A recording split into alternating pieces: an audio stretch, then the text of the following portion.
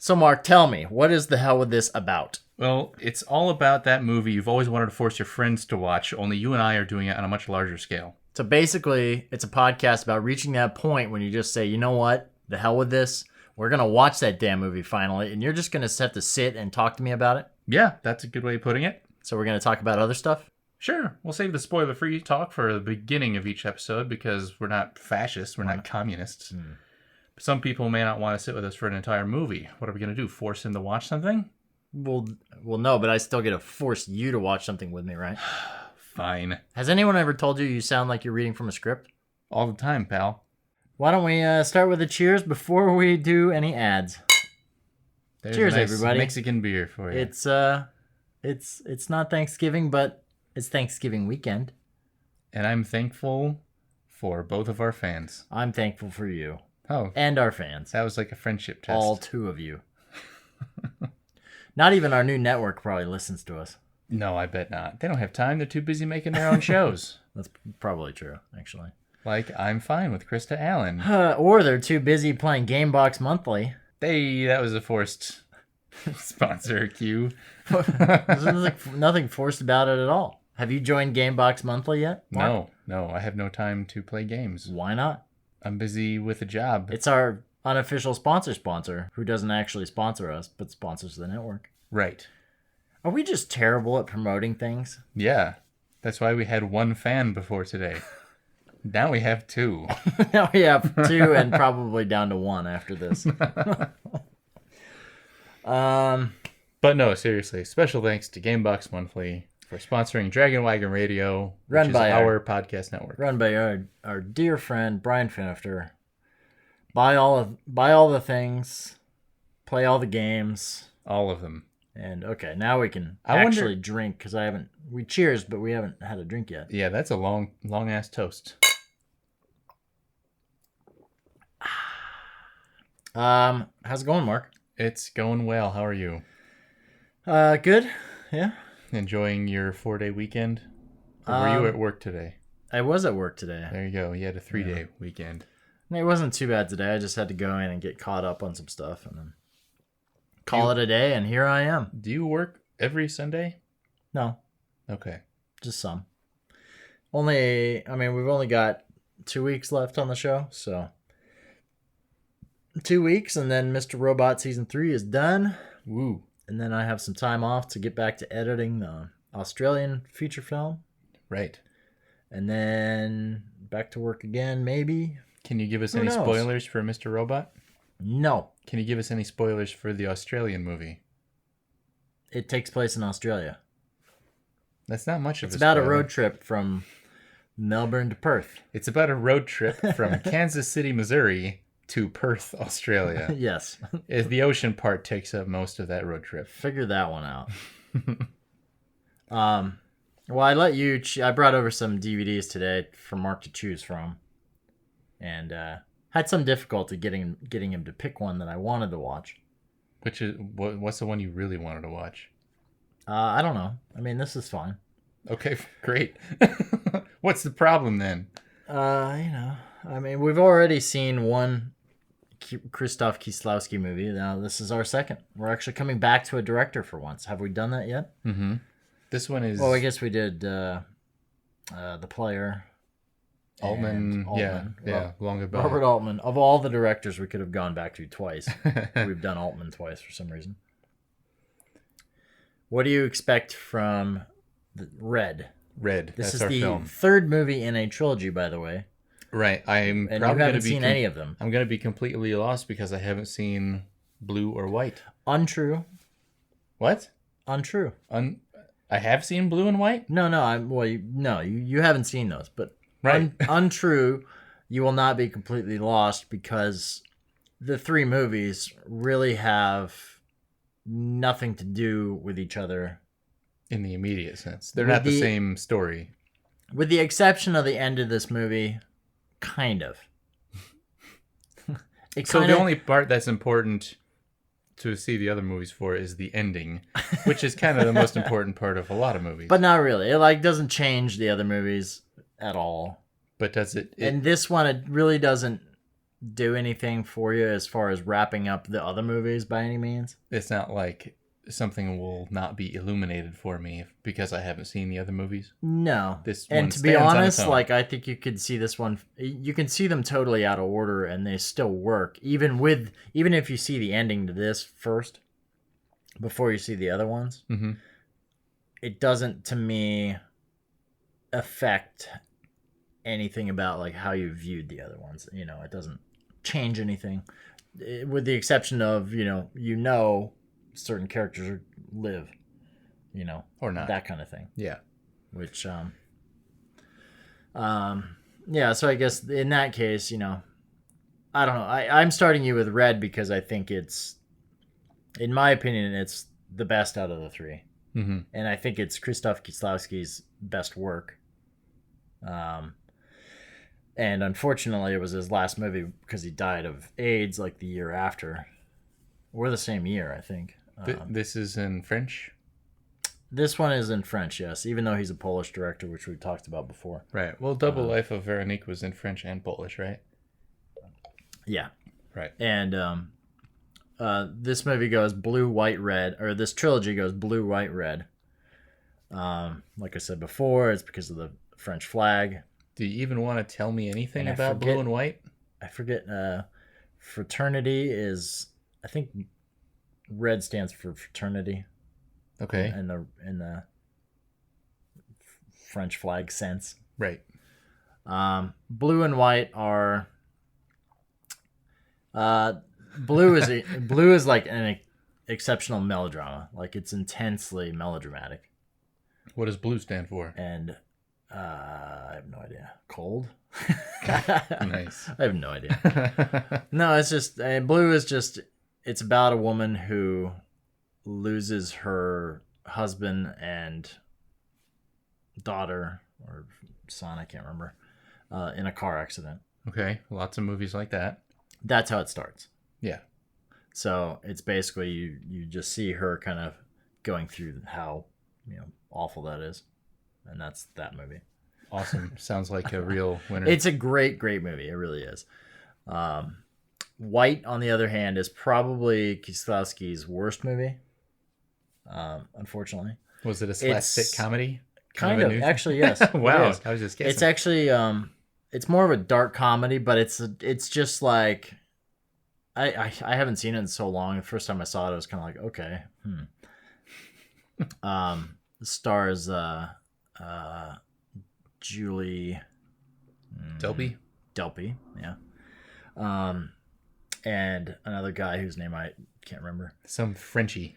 No, that was Polish, if I remember correctly. That movie was 100% in Polish, and it was just Julie Delpy's French, it was right? just a dark comedy about like this guy just getting effed by everything. Like it's just like, let's see what else we can pile on this dude's life, and like everything that could go wrong for that man like does go wrong. And I Sort think of like Julie Delpy kind of serious plays man like in someone Polish. if I remember correctly, someone he's obsessed with, and she just like plays games with him from start to finish, kind of Son thing. a bitch.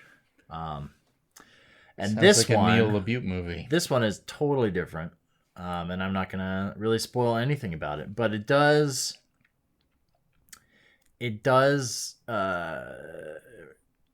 tap into something that has been like in our culture, American culture, especially the last like couple of years, involving wiretapping. Okay. And I think there's been some other movies since then that have kind of touched on the morality or the ethics of listening in on conversations. And that's kind of what this movie is. Have you seen The Lives of Others? And that's exactly the one that I'm thinking of. Okay. As far as a movie that came out well after this. This came out in 94. Yeah, that's... Lives of Others was like, what, 2004, 2005, 2006? Yeah, 7, around 8, there 9, somewhere. But I've heard that's great too. I haven't seen that one. Oh, okay. Well, yeah. Suddenly I'm looking more forward to this because I have no idea what the movie's really about. It does. If you liked Double Life of Veronique, you may find this easier to watch because I'm still deciding. Well, it stars the same actress. Okay. It's the same actress from that movie. And what is her name? I don't remember. Julie Delpy? Delpy? Not Julie Delpy's, Polish No. alter ego. Not at all. Julie Delpy. I mean, we started this podcast by doing zero research, and we're going to end this podcast by doing zero research. Okay. That sounds right to me. Yeah, I know that she's in The Affair, I think is what she is acting in nowadays. And I can't remember her name just because she's so outside of the... I haven't seen her in, be a regular in movies in decades. Right. Yeah. And this movie is 23 years old now, and I feel like I've seen her in one or two movies since this came out. So, yeah, I remember looking her up and just going like, okay, haven't heard of any of this stuff. But she was familiar, like I had seen her in something. And I think she had been in some cheesy action sci-fi Hollywood film in the 90s, but... Was she in Soldier with Kurt Russell? I don't think she was in Soldier, but it was like Time Cop level stuff. Even better. Or some, Collateral Damage or some Arnold movie or something like that. Right. But do you have any expectations? Better be fucking good. But I really have no expectations. I'm willing to go into this blind. Which is good because that's how we do this. It's a good thing you're not blind then. So what else been going on this week? Man, have I missed anything since last week? I don't think so. Just Thanksgiving. It was just me and Ashley and a couple friends over here. Roasted a chicken. That's right. You texted me early in the morning to see if we had plans. Or the day before. The day before. Remember. I wouldn't bother you at 5 a.m. Be like, hey, what you doing later today? You wouldn't? No, I wouldn't. You're a terrible friend. If I had waited that long, I would not throw you a last minute invitation to anything. Should we maybe we should discuss something. I've been kind of wondering about this. At what point do we start going to a list of suggested movies as opposed to movies that you and I choose? When we run out of movies ourselves. You don't think we should incorporate that at any point in time? Maybe once every when we have month or two. When we have a third person or someone who is not you or me, we typically let that person choose. That's our outside source right now. Usually, yeah. If we start making a lot more of these things and we actually run out of material, sure, we could get some suggestions from other people. So you heard it here first, people. Mark does not want to listen to your movies. Yeah, I mean, you can have your own goddamn podcast. Well, that's true. That's true. That's kind of why we started this one to begin with. This is our show. Because we're going to talk about the movies we want to talk about. Listening to the movie podcasts that we have, I was always frustrated to hear how much they hated movies like Starship Troopers. Who hates Starship Troopers? Exactly. Who? That's what I'm wondering. Because I have no idea who would hate such a wonderful movie. Which we have yet to review. Yeah. I learned something about a different movie pop culture discussion thing. Half in the Bag. I've never listened or watched it. I think it's on YouTube. Yeah. It's the Red Letter Media guys. Okay. Have you watched them at all? No. Half in the Bag is they get drunk and they talk about movies. And that's what we're doing here. To clarify, when you say Red Letter Media guys, you're talking about the guys who did the Phantom Menace review that was so famous. What is that? Like they do that character of like the weirdo who kidnaps people. Yeah, so did they always do that character who... No. Okay. Sometimes they're on camera and they're just them. Because when I heard it the first few times, I thought it was like someone's legitimate voice. They just sounded weird. No, that's they put that on. They sounded like someone who murders people for a living. No, it's just a little gag they do. Okay. For those reviews. Yeah. But Half in the Bag is them getting drunk and talking about whatever the fuck thing they just watched. And we're drinking and talking about movies too. We're not original at all. Yeah. I guess we had a feeling that we weren't. Well. And that's okay. Got to start somewhere. Have you ever been to France? I have not been to France. That sounds like a very out of left field question. Hey, I am the Sultan of Segway. Hey, Mark. As in no segue. Have you ever been to France? Well, we're about to watch a French movie. That's why I put that together right afterwards. Oh, okay, do you like movies about gladiators? You ever seen a grown man naked? Yes. I have not been to France. You have? No, I haven't. Actually. I thought you. Well, I thought you did a big tour. Well, I might have touched France's penis. Just the tip. Just on a train, like literally riding a train through a corner of it as we left the country. It wasn't part of your cycling tour? No, that was all through Germany. I thought you kind of went through Germany, but came out of Germany too. That was us landing in Frankfurt and then taking a train for an hour and a half to some random city, Bamberg. Bamberg, not Hamburg? Bamberg.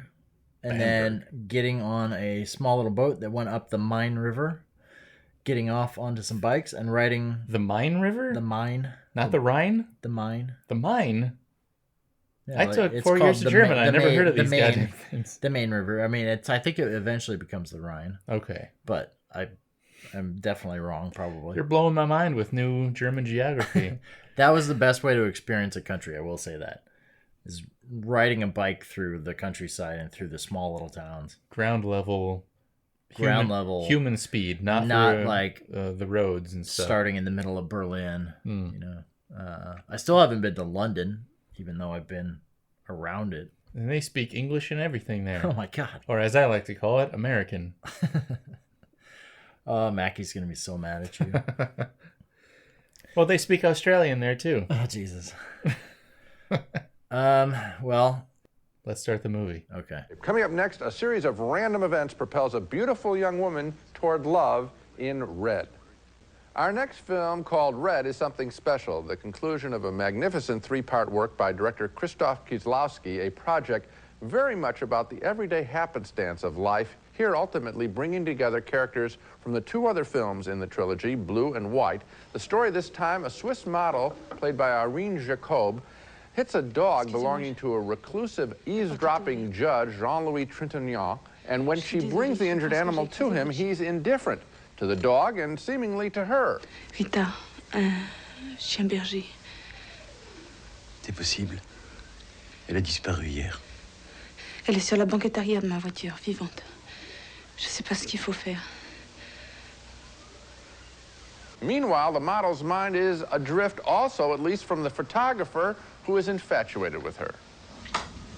Tu penses à qui?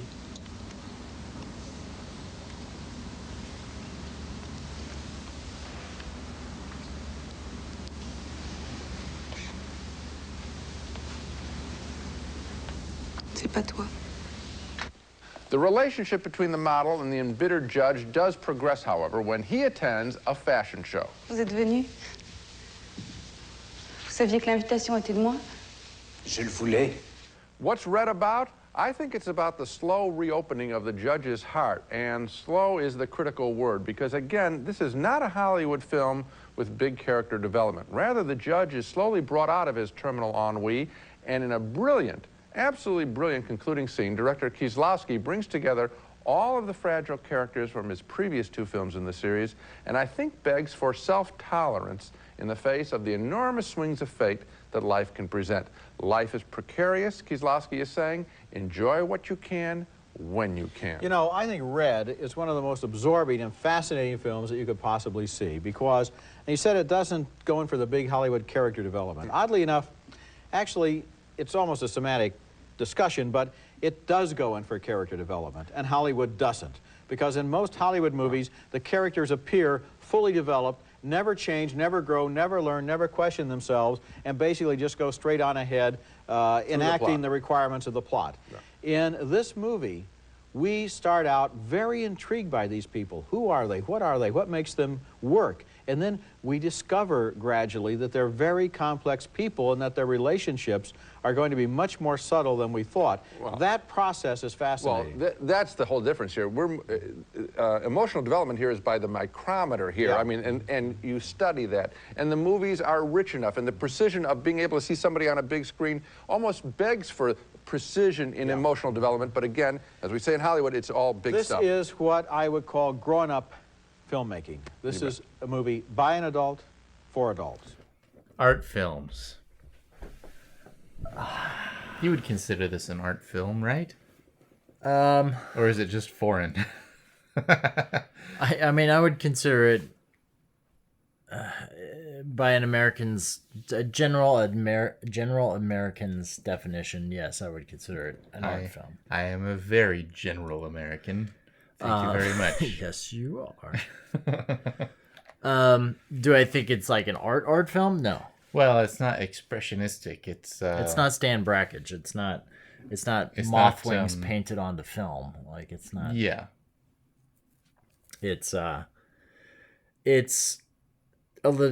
a little deeper than a standard narrative structure.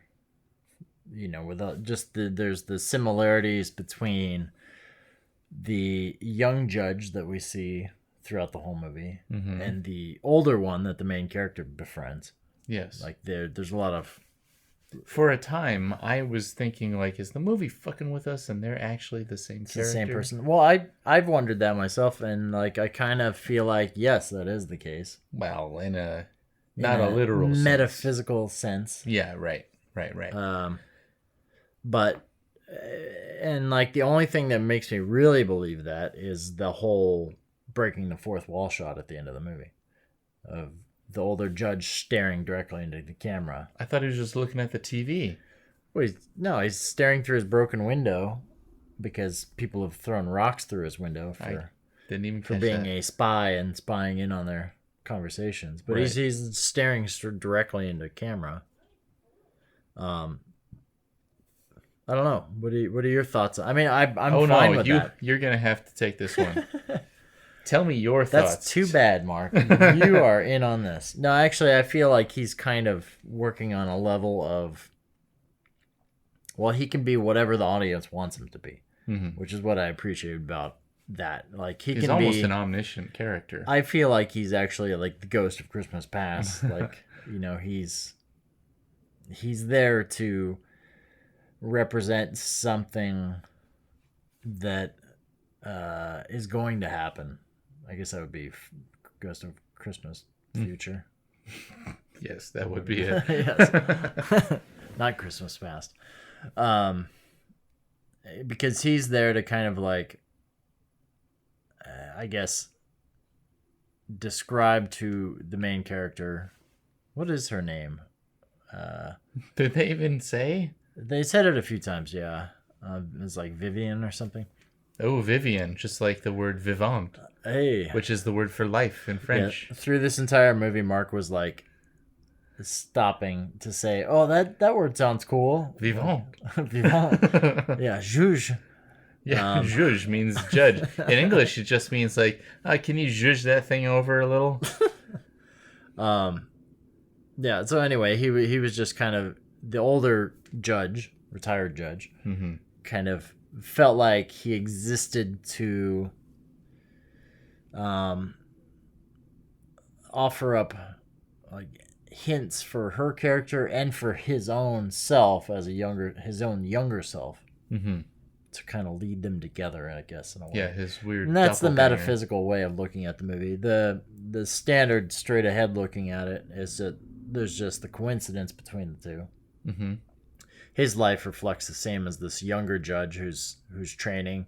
They both found the answer to the test for their test to become a judge by a book randomly dropping open to a page. Yeah, a book that just falls and opens to a page that, you know, says the answer. But they clearly have different ways of that happening. One guy is running across the road and drops a book, and the other guy says he was watching a fashion show and the book fell from the second floor of the... Well, he said he was in that like auditorium. Is all they do there fashion shows? Presumably. I mean, it has a catwalk. What is it? Well, it's got a stage. Is it That going to be was just like constructed a for that professor show. walking up and down the catwalk as they? Yes. Anyways, so yeah. Beyond that, like I feel like you can look at it as a metaphysical film, or you can look at it as a regular film. I appreciate that it lets you kind of decide on your own. Yeah, you can get this sense that the judge, he realizes he's made some bad decisions in his life, at least recently, and he's trying to sort of make penance. He turns himself into the police for eavesdropping on all these phone calls in his neighborhood. Yeah. He seems to wiretapping. Well, is he Yeah. wiretapping or is he just he on was the frequency? he's the listening? frequency. It's all the wireless phones, Right. the cordless phones, not cell phones, but cordless ones. You just get the sense like he's looking to be punished.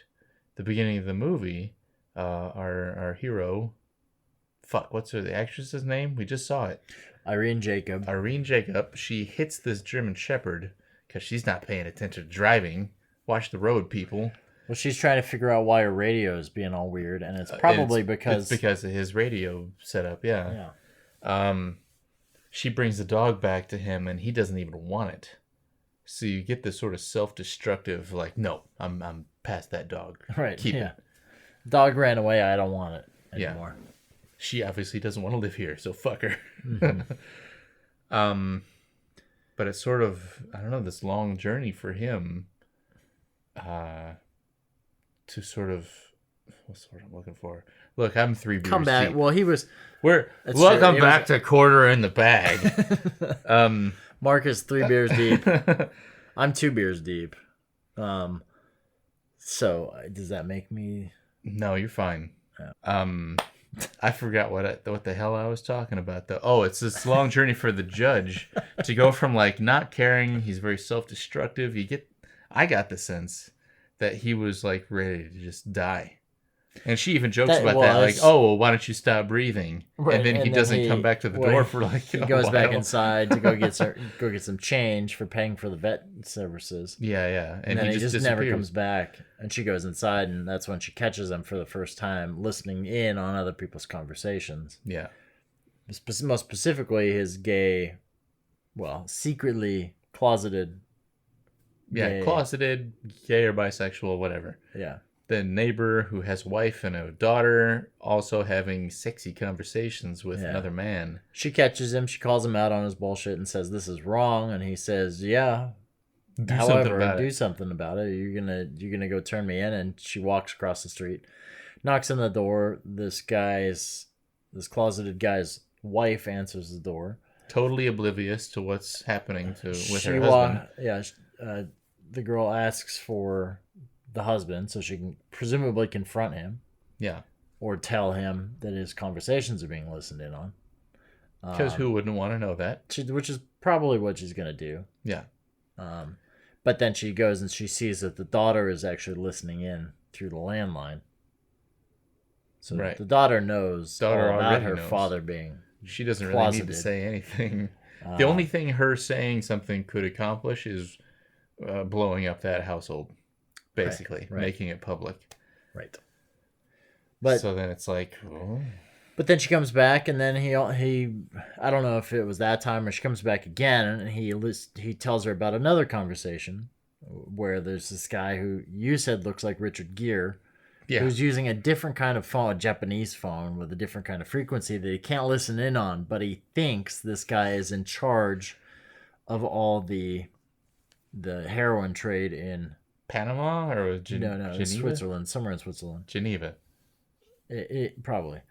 And he thinks that without for some hearing reason. any other evidence, she's like, can you call him? Like, what's his number? So he dials in the guy's number, and they're watching him from outside the window, and she takes the phone, gets connected with this guy, and is like, "What?" Right off the bat, she says, "You deserve to die." And we just see the guy on the other end of the line just looking around like, "Oh, shit." Looking out for snipers and stuff, yeah. And he runs off. Like, of all the things, like, she really doesn't have any proof. She just took this guy's She word took on this guy's word and then called someone up and said, "You deserve to die." And yet, she has problems with the judge listening in on people's calls. It's interesting. It's definitely like we said before we watched the movie, it's definitely a question of the morality or the ethics of listening in on calls. They kind of have a back and forth throughout the entire movie about it. Yeah. And she kind of brings him back around. She brings him back around to, I guess, having a bit more passion about life, I suppose. Yeah. Because he gave up on life when the girl he loved was cheating on him. Mm-hmm. And he found out. And ever since then, he's been struggling with connecting with people and just issuing judgment as opposed to something further than that, which is what she kind of brings back into his life. What does this movie mean to you? Because I'm still trying to figure it out. Why do you like it so much? I like it because it's unique. Watching it even just now, I think even if you don't necessarily care about what the movie's about or what it's like, it's told in such a unique fashion that it's the only time I ever see movies that I absolutely connect with, or a big Hollywood movie, let's say, that really connects with you, right? It operates kind of on a similar level of cinematography and everything else. You're just unaware of it if it's done really well. Mm-hmm. Now, this movie, obviously, there's some stuff where it's just like kind of hits you over the head with symbolism and things like that. Whereas the color red is everywhere. But I feel like the best directors working in Hollywood understand these things, and they can incorporate them into a standard script or standard story and tell that story unlike any other director who is operating on a purely flat level of direction. Do you have any names you can give us? I mean, I would say anybody who really is able to craft like such a big movie, like anybody from Christopher Nolan or even Fincher. Like, just they're working on different levels, but they're seeing things, they're seeing a picture in a different light as opposed to just a standard like a B movie director who is shooting the movie as is. Mm-hmm. And they're just what's framing on the shit page, up, what's on the page, shooting it like TV. And I mean, I guess you could argue that Fincher is actually the epitome of that, but he's doing it on a different level than they are, in a sense of just understanding like structure and how to, unfold like characters and situations as opposed to, someone who's just setting up a camera and saying roll, shooting it, coming back, editing it exactly as it was, and not putting any meaning beyond that into the film. I like it because it's more of a puzzle, which I think we've talked about before. Well, yeah, puzzle movies to me like there's more intrigue in trying to figure a movie out. And this, the more I see it, the more I'm like, oh, is he referring to something else that happened? Like when he talks about like how he acquitted a guy who made a boat or something like that. He was a sailor. Or something. I mean, I don't know. We don't even know what that crime was that he was acquitted of. Right. And now it kind of makes me go, well, does that have anything to do with like the boat later on sinking? Mm-hmm. Or the sailboat that has the other two characters. Yeah. Maybe if he had made a fourth film, it would have been about the sailor. We'll never know. Well, we talked about how he had actually started writing a trilogy, calling it Heaven, Purgatory, and Hell, mm-hmm. Which he didn't get he didn't get to direct those, obviously, and Tom Tykwer directed Heaven. Oh, that's Kate Blanchett, yeah, right? Yeah. Kate Blanchett and Giovanni Ribisi. But I mean, all his movies are interconnected in a way, in the same sense that his Polish television series, The Decalogue, is. Like, all those characters in that one Decalogue are all based on some apartment complex, and everybody who lives in that apartment building. It takes 10 different stories from 10 different people, but it's always within the same world, and I wouldn't even be shocked if this is based in the same world as the Decalogue. Yeah. Any of his movies, Double Life of Veronique, anything really. Mm-hmm. I think that's what attracts me more to it, and just the fact that to me he really is like a master dramatic storyteller. Even if like this is a very basic story, there's really nothing. It's pretty straightforward, and yet it gives you a lot to think about. It's told in a very interesting way. That's what I like about it. Yeah. Like there's a lot of interesting shots in there. You know, it's like even though it's an art film, we still have one shot where it's like supposed to be a POV when she enters the house, right? Yes. And in the middle of the shot, it changes from a POV to a third person. Oh, it leaves that POV. It leaves the POV, and then she walks into the frame. Like, that's not like that. You know, it seems so simple, and it may even seem gimmicky to people. Some people might even think that's a mistake. Right. Like, what? This is not her POV. Maybe, yeah, right. Maybe he didn't mean it to be a POV. That's just how they made it, you know, look. Yeah, right.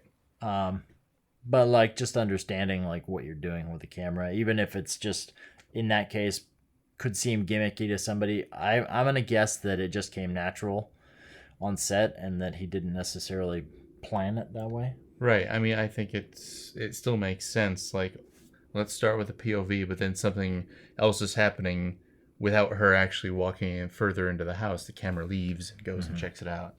That makes total sense to me. It doesn't seem weird. I mean, we clearly it's clear that he's not fully aware of everything that's happening in the frame, because you pointed out that you could see like a gaffer or a grip. Yeah, there's some guy like in a pressed up against a bookshelf. You could see him in a reflection of a doorway. And, but it's like the whole movie is using reflections and stuff, you know, in general, like.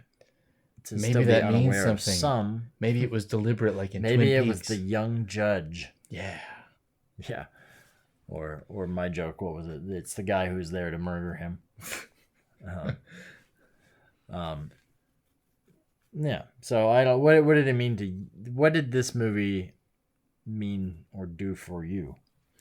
What it did for, I don't know. Did you like it more or less than Double Life of Veronique? I liked it more than Double Life of Veronique because it doesn't leave me as flat out confused. Right. In that movie, there's, you know, doubles of people walking around, and I'm not sure what all that means. This movie, I'm not sure. It'll take a little unpacking, I think. Mm-hmm. It'll take more than one viewing, that's for sure. But I do like it because it's just about... It's about more or less normal people, and they have some strange habits or whatever, like the judge who eavesdrops on his neighbors. But it's sort of about normal people and their problems that we can all relate to. Mm-hmm. Basically, his big problem is being cheated on by his old girlfriend or 20 or 30 years ago. Yeah, and how that changed his whole life. Now he's this kind of like bitter guy who listens to his phone calls. Is this you when you're 50? No, why? Why I'm just imagining you get off my lawn listening in on people's conversations. Oh yeah, I will shoot you if you step foot on my lawn. You're not gonna just let some strange random French woman into your front door and tell you that she's run over your dog? I have Netflix. I don't need to listen to people's phone calls. It's true. Yeah. Yeah. You can just watch movies like this and listen to other people's scripted phone calls. Yeah. Yeah. All that works fine for me. But really, you can tell there are multiple levels at work in this movie. Like you said, I didn't even think about the sailor and the boat sinking at the end of the movie. Mm-hmm. I feel like I need to go and watch Blue and White now to get the full sense of the thing. Well, this is definitely like the most metaphysical of the three, by far. Especially because White's very, from what I remember, just very. It feels like a surface film. Like it doesn't. I don't remember there being much symbolism. And there is the one shot, like I said, not one shot, but the thing with the old. There's every single one of the three movies. There's a scene with an old woman taking a bottle, the glass bottle, putting it into a recycle bin, and she can't quite like fit it in there. She can't quite. It's just out of her reach, and each one of the three main characters sees this happening, or at least is in presence of it. But only in this movie does she actually go out of her way to help the woman put the bottle in. So maybe this movie is about having a more active role in your own life and those around you. Well, it kind of goes back to what I mean about the whole red part of the Brotherhood. flag being fraternity or whatever. Yeah. Hopefully it's fraternity. But the whole, helping out your brothers, don't just be listen in on their conversations. Yeah, don't be a passive participant in this world. Go out and do something. And I guess that even is reflected in the judges and her first meeting. Vivian? Is that her name? Vivian? Maybe. I don't know. We could look it up. Vivian makes sense. It's very close to Vivre. Vive la France. Vive la France. But Vivant. Even in her, there's so many similarities between the two. When I first saw the movie, I actually thought, and the movie kind of sets it up in a way that you kind of feel like they're calling each other. Like the young judge and her are actually the two that are dating. Yeah. That's why I was kind of like, wait a second. This person on the phone is actually not. Said they were in England where it's rainy, but this guy, we can see he's out on the street right next to her. Yeah. Yeah. And that was kind of the same thing that happened to me when I saw Double Life of Veronique, where you don't realize at first that there are two different. Yeah. When that kind of crossover moment happens, you go, wait, what? But that's just because I'm an idiot and we didn't know that one of them was attention? speaking French and one of them was speaking Polish. Right. If we were European, we would have been all over this. All over this movie. But we're not. So we're just dumb. Like that first meeting of the judge and Vivian, let's just call her Vivian, Sure. Where he is saying like, well, why don't you go tell the neighbors that I'm listening to them? Go do something. If you think this is wrong, you should do something. And I guess that's the message of the whole movie. Do something. Just be. That's what he tells her later. Mm-hmm. The thing you should do is just be. Just exist. Do what you're going to do. But don't worry about things. Just do it. And yet he doesn't necessarily adhere to that. Right. Well, it's do as I do, not as I say. Or do as I say, not as I do. He does seem to be very passive in his life. Right. Where she seems to be a little bit more aggressive. But even his, the first thing we see him take action towards is turning himself into the police. And it turns into this court case where all his neighbors have to go to court against him to, I don't know, put him in jail. I don't know what the stakes are for him exactly. But when he does that, he is unavailable, or the young judge can't make his standard phone call to the weather girl. Right. Who's one of gives his her neighbors. Yeah, which gives her enough time to meet some other guy who he discovers she is fucking later. So he ends up changing their lives. Yeah. Just by listening in and then feeling bad enough about it to turn himself in, that was enough to completely change the trajectory they had going on. Mm-hmm. And this guy who is a new judge, he, like we see, passes his tests. Where is he going? He's going to England on the ferry. Yes? Yeah. At the end of the movie, which sinks. The ferry sinks with all the main characters from all the movies in the trilogy. Yeah. And they're the only survivors. Yeah. That's why they're special. They survive. And of course, he and Vivian. I can't believe we don't remember her name because it was only said on the phone when her boyfriend was talking to her a couple times in the movie. But for the sake of this podcast, we'll call her Vivian. Why not? Maybe she is. But yeah, she and the young judge, of course, are the only ones to survive. So it's almost like... Are they sort of looking at each other at the end, or are they both looking in the same direction? He's looking off to the side, and she's recreating her pose from the billboard. Yeah. Because she's a model, FYI. Yeah, she's a model, and earlier in the movie, her photograph is taken for a print campaign, and the shot that we end up seeing at the very, very end of the movie of her on TV as one of the rescued survivors of this boat sinking Looks exactly like her print campaign. Complete with So the there- red background. There's plenty of symbolism and duplication like that all throughout the movie. Like whether it's the judge, the young judge, her photo before and after, even her boyfriend, like on the phone, like he's just this. We never meet the guy, but he's always on the phone. And he is always assuming. He's always treating her as if she's cheating on him. Yeah. He's Which like, she why definitely is did not. you take so long to answer the phone? Like, who's there? Like, and that in a sense is almost like the judge being bitter after the fact, like after he's seen his girlfriend cheating on him. Right. Now Even though he's become this other guy who just constantly accuses his next girlfriend of cheating on him. Right. Yeah. So it's like every character in this movie kind of has an interesting point that ties back to either the judge or her or something in the story that's being duplicated. And I guess it's sort of saying, like, you can let life beat you down and steal your crown, like the Tom Petty lyrics say, but you should just keep going. You should just go out and keep living your life. What's this movie saying about luck? Ooh. Yeah, there was a whole other thing. She plays a little slot machine. What is it, like a cafe downstairs from her apartment? Yeah, just like a... And every day it's apparent that she goes in, plays it once, doesn't win, but one day she does win, and the owner comes over and goes like, everything okay? You won this time. Like bad luck. Yeah, they treat it it's like like- it's a bad thing that she won on the slot It's a machine. bad omen. And it's funny because it's not the only money that just shows up randomly at our door that day. Yeah, she also receives in the gets- mail an envelope full of 600 francs. Yeah.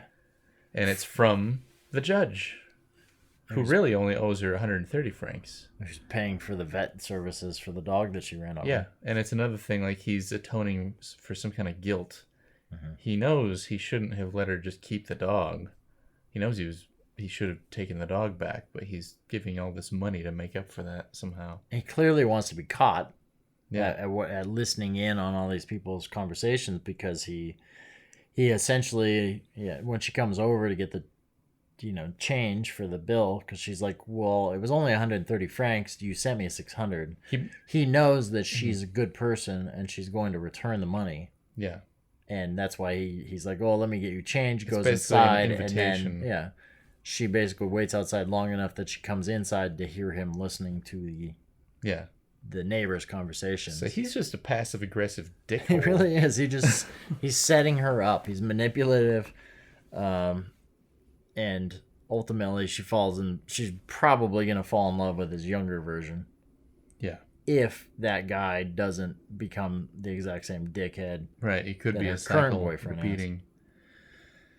About the judge, there were a few scenes when he just sort of intuitively knew things about her and what she had done. Like, oh, after you left here the other day, you cried. Well, he has no actual way of knowing that. He just guessed. Right. And he was correct. He seems like some sort of god figure. He can hear what other people are talking about. He knows what she did after she left. Right. And there's, he's a judge. He's got some sort of intuition into people. Okay, he also fine. knows that her brother is a junkie. Yeah. Because she, because of just from knowing his story and like having been a judge and just knowing how these act. things turn out. Yeah. So that's like, I still don't know what that means, but that's really interesting. But, well, that kind of goes back to me thinking that he's actually, if I'm going to interpret this movie as if he's not real, that he's actually almost like an apparition of his A ghost self. of his younger self. Setting, like the ghost of future past. This is not an X-Men movie. Setting her up with his younger self. Yeah. That's Kinda kind of falls in changing- line with that. Like Changing his own past for the better, knowing that he won't get to experience it himself. Yeah, it's kind of interesting. And, there's a lot of things in this movie that don't necessarily make any sense out of the artistic value of it. Like, he he loves the time of day when the sun is just setting. Mm-hmm. That's and when he it's actually really bright asks in the room. her when she's at his house when this happens. The light is the best, the magic hour, so to speak. When the light is the best, he just asks her to sit there and be still for a minute while the light passes, so he can just kind of enjoy it. And there's a few moments like that in the movie, like when he's talking about the sailor and acquitting the sailor or something like that earlier. He turns on the light and the light blows out. Yeah. I'm sure there's something going on there that I just haven't thought about too much. Yeah, I don't know what that could mean. It's sort of like he's about to illuminate her. Yeah. He's about to tell her something, but then, oops, the light goes out. And I don't know. And then, he just screws in the new light bulb and we get some interesting shots of her being blinded by the light. Until the lampshade goes down. As are we, because the light's just like overexposed. Yeah. Until, the lampshade comes on and then suddenly it's this nice, beautiful light. Like, that could be, like, maybe is that a case of just someone thinking, I want this image in the movie? Or is that a case of someone building something? Or, yeah, like, if we're going to take this way beyond a place where anybody actually thought about it, it's sort of like the light is the knowledge, and she's at first blinded by it as too much. Yeah. And that's sort of saying, like, when you do this, when you get involved in other people's lives, like, knowing that much about somebody else can feel like too much at times. I don't know. There's something there. And that's the kind of shit that people hate because they feel like it's pretentious and trying to be smarter than right. Smarter than you. Like, if you have a point, director, just fucking tell me. Just fucking tell me. I love the hell out of it. I'm sure there is a, the movie like this where it feels like everything has a purpose. I feel like there probably is a purpose. It's I agree. And the puzzle is, what is it? So in that sense, it's a puzzle movie. And I feel like there's probably more purpose to that than, say, anything you're going to find in Mulholland Drive or something like even Double Life of Veronique, where it's not as clear. So and that's definitely something that every time I see the movie so infrequently that I've never been able to really piece it together. You should go online and read some essays by some fans and see if they know. This Criterion came with a whole book full of essays. There you go. Read it. And I did not read them at all for your listenership sake. Great. You could have actually taught some people some things about this movie. It's true, but I'd rather they just go watch it. Works for me. I would suggest, Blue and White are such different movies that... Did you feel like you were missing anything? Like, no. In terms of... Only at the end. Like, if you hadn't told me that those people were from the other movies, I would have just been like, okay, it's some more survivors. Right. But if you have seen those movies, then I guess it might mean something to you to see that they survived this boat You might crash. have only been curious, like, well, why in the hell is Julie Binoche at the end of the movie along with Julie Delpy? Right. I recognize her. In the boat that sank. Like, hey, wait a second. Hey, wait a minute. So in that sense, it's like, that's really the only thing outside of the woman pushing the bottle through. Yeah. Well, I guess because it's part of a trilogy, there's obviously something larger at play. And I liked it enough to be curious about those other movies ones. Now. I want to see how the whole picture looks. Blue is an amazing film, and a lot of people like Blue more than this. I think... I prefer this one a bit more just because Blue is really... Sappy? Melodramatic?